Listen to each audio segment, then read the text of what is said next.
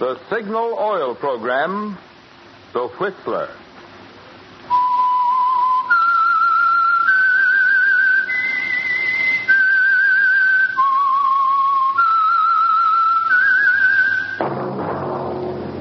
That whistle is your signal for the Signal Oil Program, The Whistler.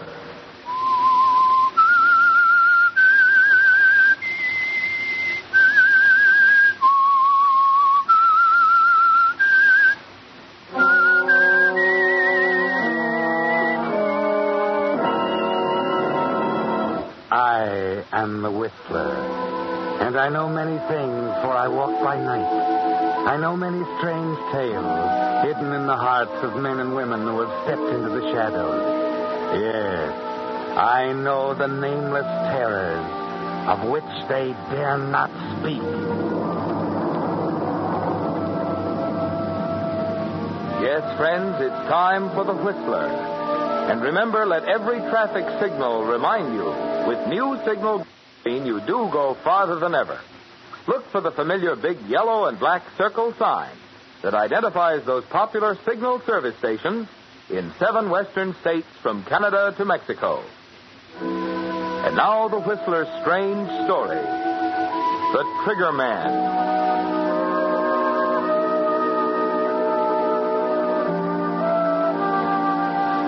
He was young, brilliant, confident.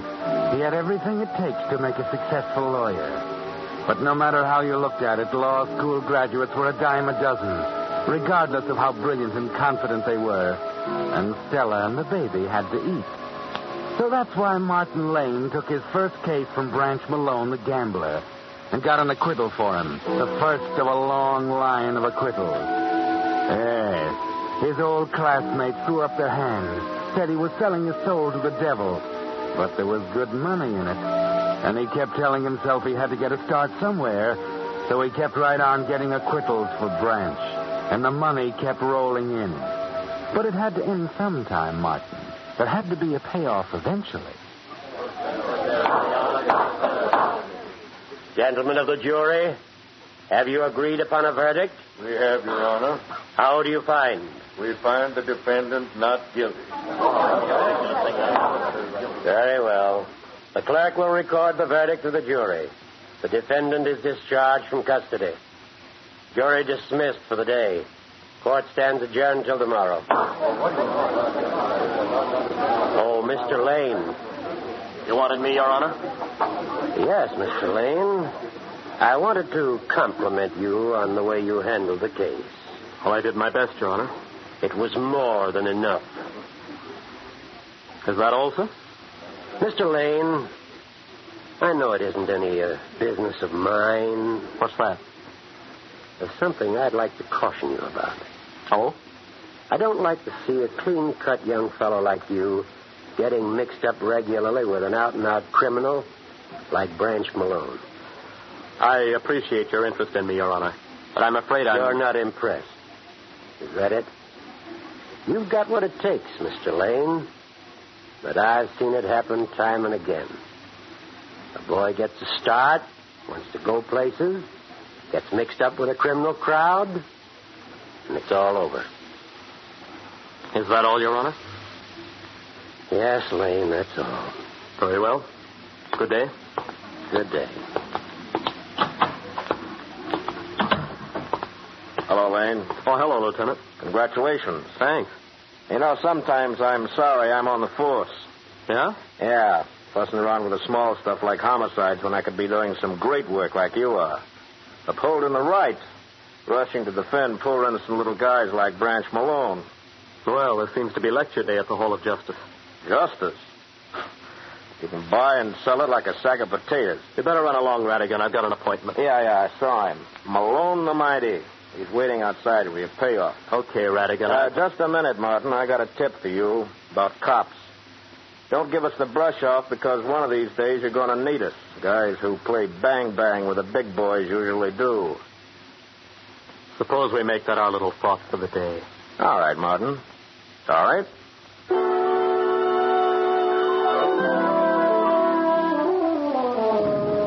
Yes, Yes, Martin, you're on your way, aren't you? Another acquittal. Another $500 in your pocket. It doesn't matter much where it comes from, does it? His money's as good as anybody's. And that night, as you sit in the living room reading the paper, you try and reason it through and file it away. But it keeps coming back.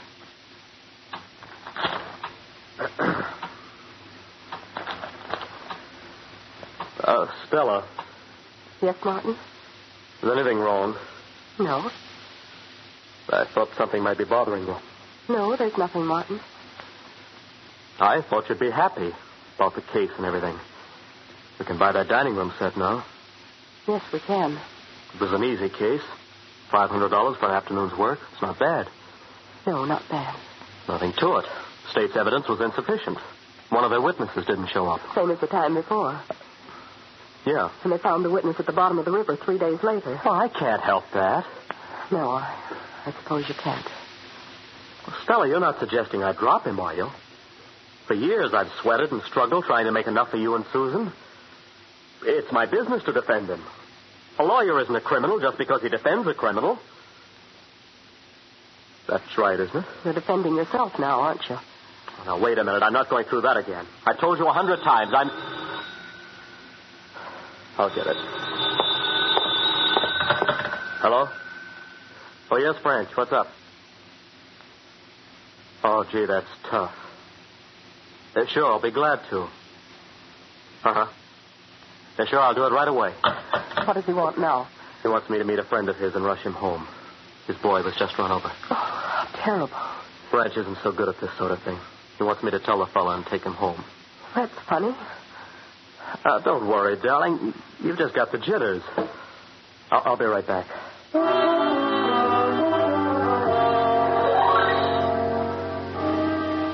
Just a little favor for Branch, Martin. It's the least you can do, isn't it?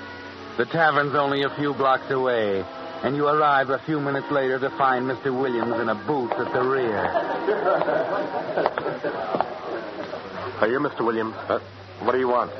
I'm sorry. I'm afraid I have some bad news. You are Mr. Williams, aren't you? What's on your mind? Your son. Lenny? Yeah. What's happened? Quick, tell me.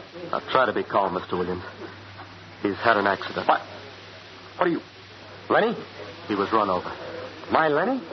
How? How did it happen? That's all I know about it. I'm terribly sorry. Where is he? Where is he? I've got to go to him. He's home.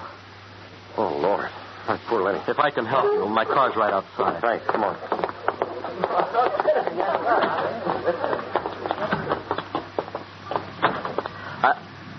Branch, what are you doing here? Little business deal, Martin. All right, Williams, get in. No. No, Branch. I'll give you every cent I've got. Please, Branch. I heard that before. Get in. I'll do anything you want, honest. But put that away. Don't make me. I won't, Branch. I won't get in. Suit yourself, Williams. Oh. Get in, Martin. You hear what I said? Get in. You shot him. I said get in. I'll take the wheel.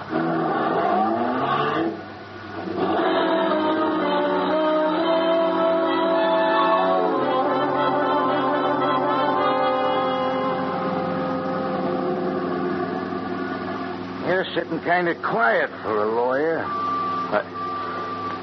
I can't understand it, Branch. It ain't that complicated for a man with your talent. I put the finger on him. Who was he? Oh, I thought I told you, Martin. He's the witness who didn't show up this afternoon.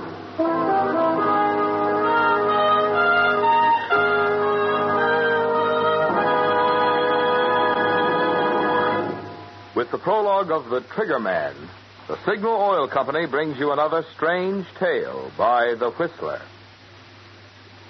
You hear people say there's a reason for everything.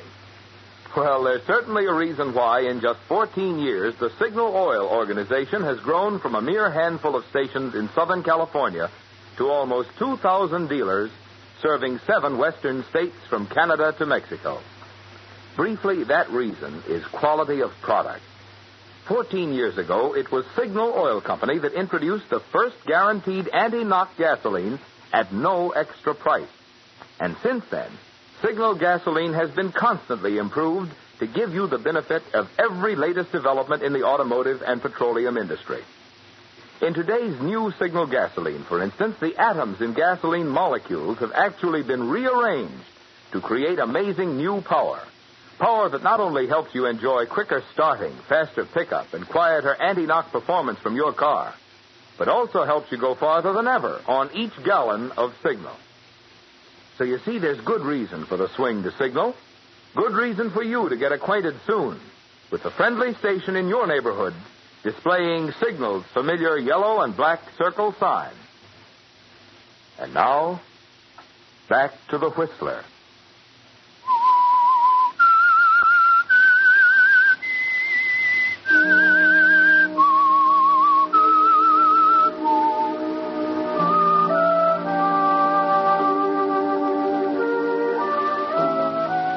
Well, Martin, you've discovered something, haven't you?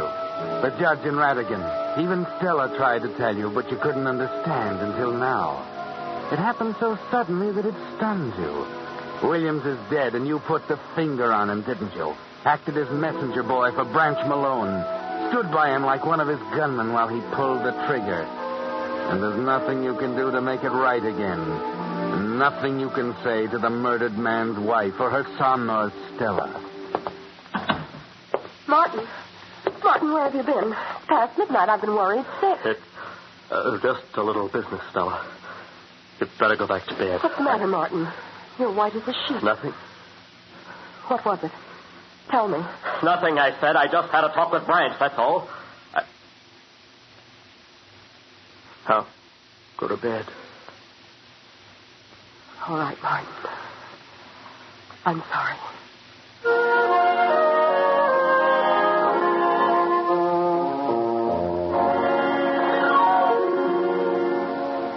There's only one thing to do now, isn't there, Martin? You're walking down a one-way street, and there's no way to turn back. You're part of the organization now, one of Branch's boys, his counselor, and the only witness living who could put a rope around his neck. And you know exactly how Branch feels about that kind of a witness. So there's nothing to do but keep your mouth shut and hope for the best. You can't face Stella the next morning at the breakfast table. So you leave the house before she wakes and go down to the office. No one's there. You try and concentrate on your work, but it's no use. Go down to the coffee shop and try to eat, but you're not hungry. Walk in the park for a while, over to the library. You can't get your mind off of it, can you? Finally, at 11 o'clock, you return and find your secretary waiting. I've been trying to get you all morning, Mr. Lane. There was a call from Mr. Malone. What? When? About an hour ago. He wants you to see him. All right. Where, at his club? At the Hall of Justice. He was booked this morning on suspicion of murder.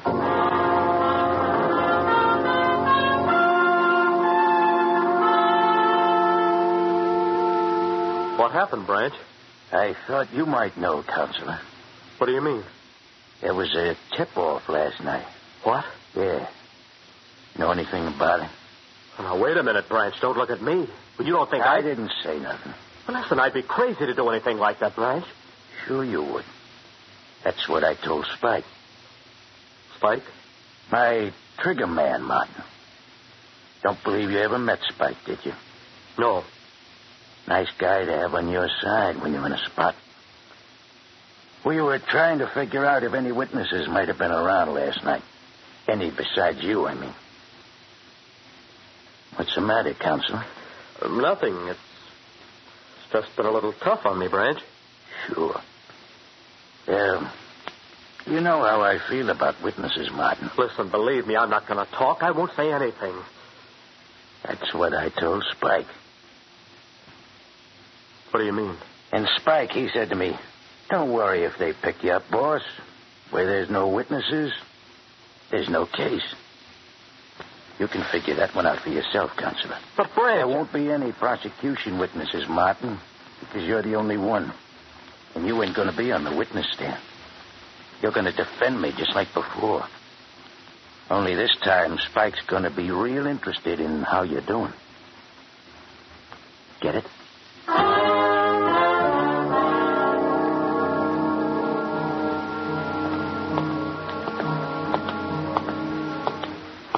Lane. Oh, it's you, Redigan. Didn't mean to scare you like that, Martin. A little jumpy, aren't you? What do you want? Get it all settled with a big boy? Heard you just had a chat with him down this cell. He put the heat on? I'm sorry, Redigan. I haven't got time to... I know. You're a busy man. You haven't got time to think about little things. Like a guy suddenly not showing up at home and his wife trying to explain it to his kid. What does your wife think of that, Martin? What does she think when she looks at your kid? Cut it, will you? Okay. Just had to speak my little piece. I just want to tell you, you're playing with dynamite this time, Sonny. Your friend knows all his blue chips are on the table, and whoever put the finger on Williams in that bar is the guy who's going to hang him. And this time, so help me, the witness won't disappear. What are you getting at, Redigan? I think you know enough about this case to hang Malone, and I think you'll come through for us. And when you do, it's going to be dangerous. Why are you telling me all this? I want you to know why I'm putting a tail on you. What? One of my men's going to watch you day and night, and if you know what's good for you, you won't try and give him a slip. Is this for my protection? Right.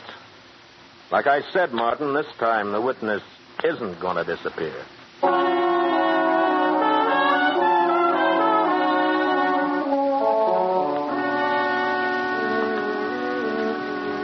That puts it up to you, doesn't it, Martin? You can take your choice. Go along with Branch and toss the rest of your life into the ash can. Or tell what you know and face Spike later in a dark alley somewhere. Spike will be there, too, won't he, Martin? And you won't have a chance because you don't know him from Adam. All you know is that he's never missed yet. That when Branch gives him the order, the witness disappears. You can't eat, you can't sleep. And worst of all, you can't explain to Stella. Martin, Yes? what are you going to do? Oh, will you forget it, Stella? He's my client. I've got to defend him. Do you? Of course I do. Why, Martin, you know he's guilty. Why must you involve yourself in it further? You've got a right to turn him down. He doesn't own Stella, you. please, will you let me You're alone? an accomplice. If you defend him, you're as guilty as he is. Where are you going? Out.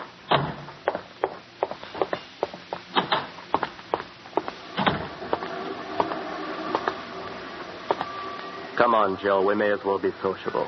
I'm sorry, mister. Radigan told me. Wonder why he doesn't tell me these things. By the way, my name isn't Joe. What is it? Ed Morris. Okay, Ed. I saw you following me all afternoon. No, I thought you did. I thought I'd walk around the block. That is, if you don't mind. Why not? Your boss would get a bang out of this, I suppose. Walking around together this way. He just said to keep an eye on you. He didn't care how. Is that all he said? That's all. Radigan thinks you're a pretty good kid. So what? Am I supposed to toss away the biggest case of my life just because he thinks I'm a good kid? The guy's guilty and you know it. What do you mean I know it? If you didn't know it, I wouldn't be here. You better stick to your gumshoe, Ed. Okay. Hey, there's a bar down the street. I don't here. want to go on any bars. Maybe it's just this bar, huh? Maybe because it's the one where William... Did you hear what I said? I don't want to go on any bars. All right, Martin.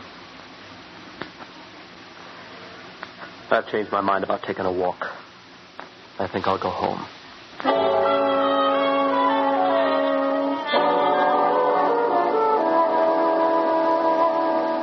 Yes, Martin, you're on a one-way street, a blind alley. There's no way to turn now, and there's a blank wall at the end. You've got to take the case. It's more than a matter of right and wrong. Yes, Martin. At this point, it's life or death.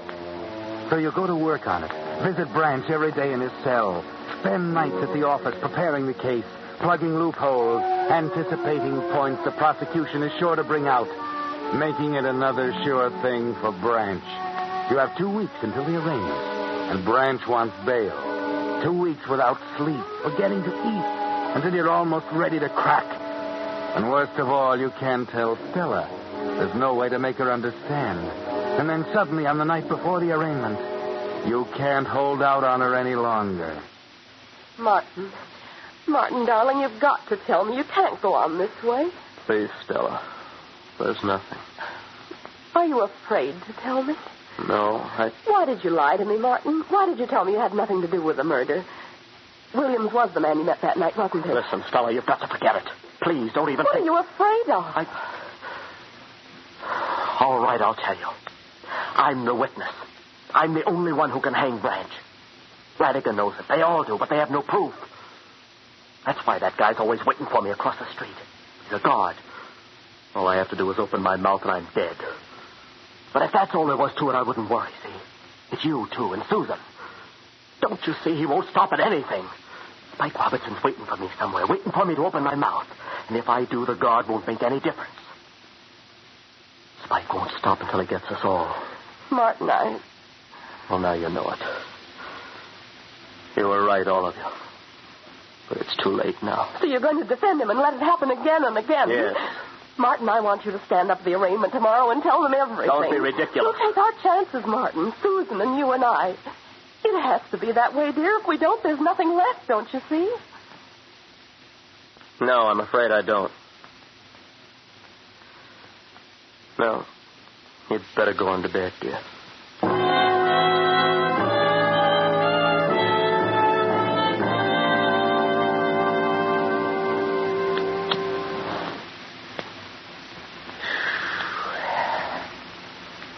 Yeah. You and me are going to do big things together, Martin. You're a smart boy. Branch. Yeah? Branch, what if I told you that when I get you out of this arraignment and this jam, it was going to be the last time? Huh? That if I get you out of this one, we're all washed up. What do you mean, if, Martin? All right, when I get you out of this one. How long you been thinking this over? Oh, I don't know. 'Cause I don't like it, Martin. We just don't run out on this kind of a partnership. Not when a guy knows as much as you do. Well, I'm not going to talk if that's what's worrying you. Oh, you're wrong, Martin. I ain't worried. Okay. It's the last time if you want it that way. Of course, you won't be taking cases from anyone else either, but you say it's the last time. There's nothing I can do, but... What do you mean, Branch? I ain't in charge of ending partnerships, Martin. I leave that up to Spike.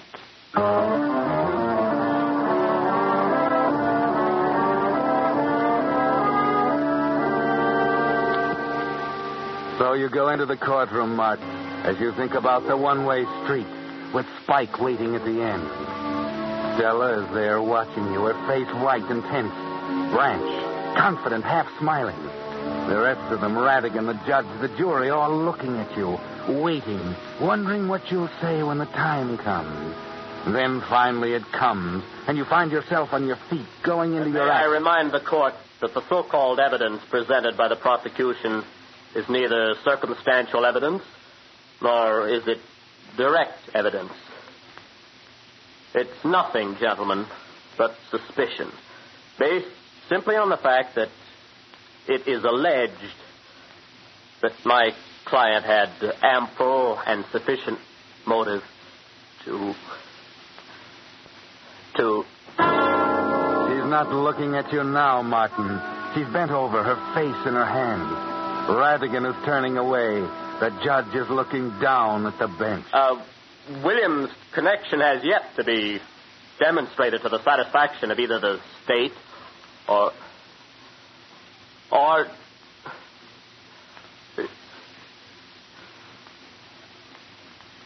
I can't go on, Your Honor. I ask that the court disqualify me as counsel for the defense and offer myself as principal witness for the prosecution. Martin. Oh, Martin, darling. I knew you'd do it, kid. I knew it. Thanks, Radigan. Thanks.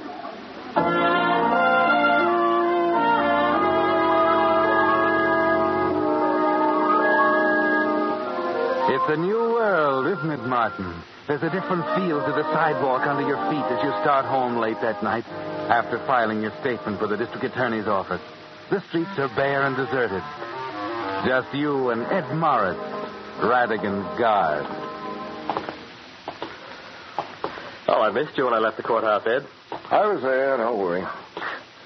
Well, it looks like you've got a job on your hands now. I'm ready. That was quite a thing you pulled. I thought Malone was going to pass out in his chair. It's funny, Ed. And now that it's over, I'm not scared at all. They sent 2 men along with your wife. Stake out at your house, Yeah. Is this the car? Yeah. Up in. Spike. Yeah, that's right. Spike.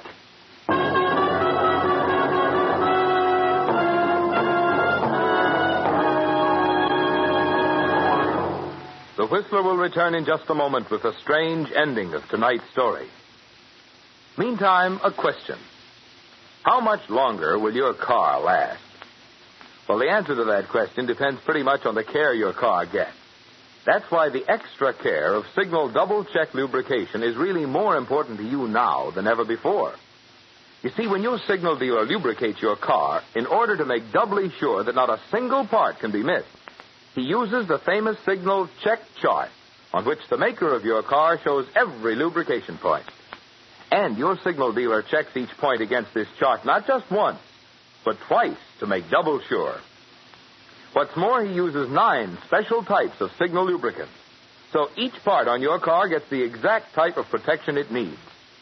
Yes, there is a difference in a Signal Double Check lubrication. A difference that can spell longer, trouble-free miles for your car.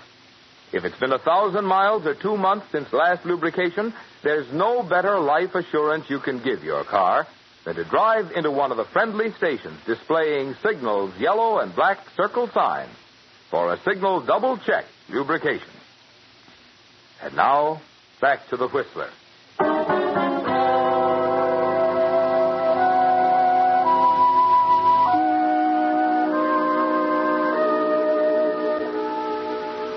Well, Martin, Branch didn't waste any time, did he? 2 shots, and your guard lies dead at your feet. You look at the killer standing in front of you, the gun still smoking in his hand. There's nothing you can do, no way to turn. 10, maybe 15 minutes left to live. Long enough for him to take you to a lonely spot on the highway and make another witness disappear. Then, strangely, you find yourself thinking of the deposition, safe in the district attorney's office. And, stranger still, you discover you still aren't afraid. No use checking him. He's dead. Yeah. I don't miss very often. Oh, what do we do now? Well, maybe we better get in the car and hustle him over to the morgue. What are you talking about?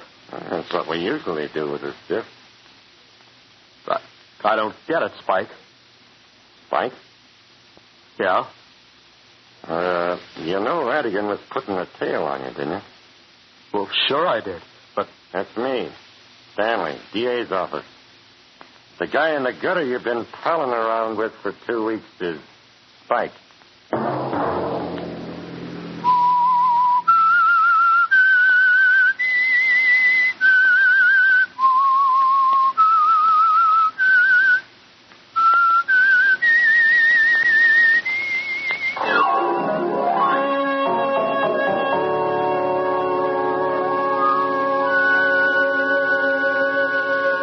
Next Monday at 9 o'clock.